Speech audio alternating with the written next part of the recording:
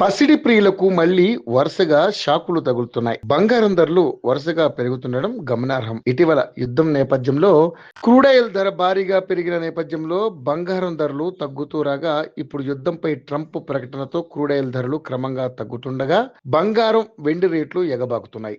April 1న ఉదయం 8 గంటల సమయంలో 22 క్యారెట్ల పసిడి ధర 1150 రూపాయల మేర పెరిగింది. బంగారం కొనుగోలు చేయాలనుకునే వారికి అలర్ట్.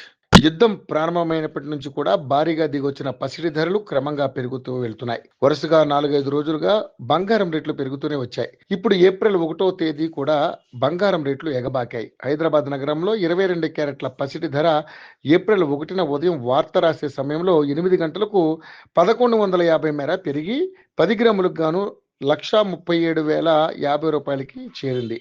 దీనికి ముందు కూడా వరుసగా బంగారం ధరలు పెరిగిన సంగతి తెలిసిందే. మార్చి 27న 950, 28న 2,300 మేర పెరగ్గా మార్చి 30న 150 పుంజుకుంది.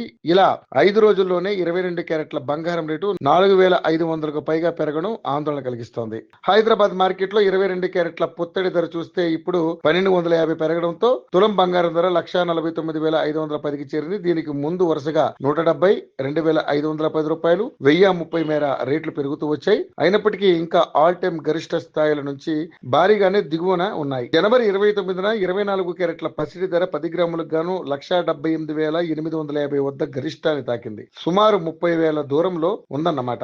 ఇక 22 క్యారెట్ల బంగారం రేటు కూడా అదే రోజున 1,63,950 రూపాయల వద్ద గరిష్టాన్ని తాకింది. ఇక బంగారం ధర పెరిగినప్పటికీ దేశీయంగా వెండి ధర స్వల్పంగా దిగొచ్చింది. ఒక్క రోజులోనే 5,000 తగ్గగా హైదరాబాద్ నగరంలో కేజీ వెండి ధర 2,50,000 పలుకుతోంది. దీనికి ముందు మార్చి 28, 30 తేదీల్లో 5,000 మేర పెరిగింది.